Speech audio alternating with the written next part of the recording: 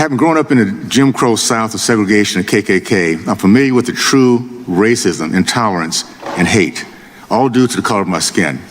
I see the same thing today in 2022 as the hard left, the so-called party of tolerance, who bang the drum of racism, inequality, inequity, do not practice what they preach.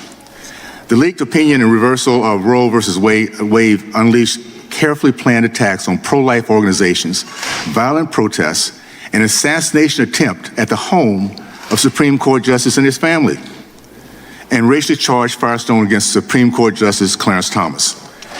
That's nothing new for Justice Thomas, who has been the target of the elitist left for 40 years. Instead of celebrating the second Black American in our nation's history, highest court, they declared open season with vicious and racist attacks. This is because he's an articulate, confident Black American who loves the American tenets of God, country, and family. It's because he's a Black man who dares to think differently than they would love for him to think. I'd like to share some comments of their comments with this committee. Samuel L. Jackson called Justice Thomas Uncle Clarence and tweeted that a ban on interracial marriage is next. Representative Benny Thompson called Justice Thomas Uncle Tom, citing his support for voter ID in opposition to affirmative action. He stated that Justice Thomas doesn't like Black people. He doesn't like being Black. I'm going to take a second and repeat that line. Justice Thomas doesn't like Black people. He doesn't like being Black. Chicago Mayor Lightfoot attacked Justice Thomas in a profane rant, suggesting the decision would lead to overturning gay marriage. Hillary Clinton called Justice Thomas an angry person of grievance. It's not just Justice Thomas they attacked. CNN suggested that Congresswoman Myra Flores wasn't the real deal. They believe, and I quote, she holds views outside the Latino mainstream. Myra, too, dares to think differently than what the elitist left demands. A guest on MSNBC, host Joy Reid, called Virginia Lieutenant Governor Winsome Sears a black mouth of white supremacy. Twitter allowed Uncle Tim to trend for hours after Senator Tim Scott State of the Union rebuttal before taking action.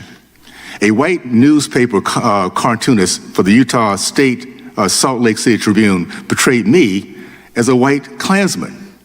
So typical of the condescending racism. If these same attacks were aimed at Barack Obama, it would be called out by this committee and the media for exactly what it is, pure racism. This chairman would probably hold a hearing on it. I'd like to tender some advice for those on the left who attempt to divide us with their hateful rhetoric. First, I recommend a good book that I read a couple decades ago. It's called How to Win Friends and Influence People. The hard left is failing big time in this area. The second, I suggest you've totally missed the basic one-on-one of the American spirit. We don't respond well to intimidation and bullies and cowards. This pattern of intolerance is disgusting, unjustified, un-American. Most importantly, it shows how far we've come from MLK's dream, where our children will one day live in a nation where they will not be judged by the color of their skin, but by the character of their content.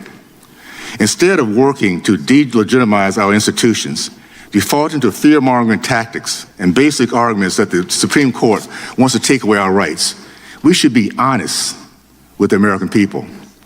Dishonesty is not appreciated by the American people, and you'll see that in November of this year. Check it out. Roe versus Wade cost us 23 million innocent lives. Like the pro-slavery Democrat Dred Scott decision in 1857, it was a flawed decision. Overcoming Roe didn't outlaw abortion or take away the constitutional right of Americans. It put the decision in the state hands, in the hands of we the people where it belongs. To the angry left, it's time to settle down, take off your masks and show your cowardly faces. Put down your stones and firearms, and through civil debate, convince us that you're right. My prediction is you have no clue. In the meanwhile, a black constitutionalist on the Supreme Court who stands with that decision should be revered, not ridiculed.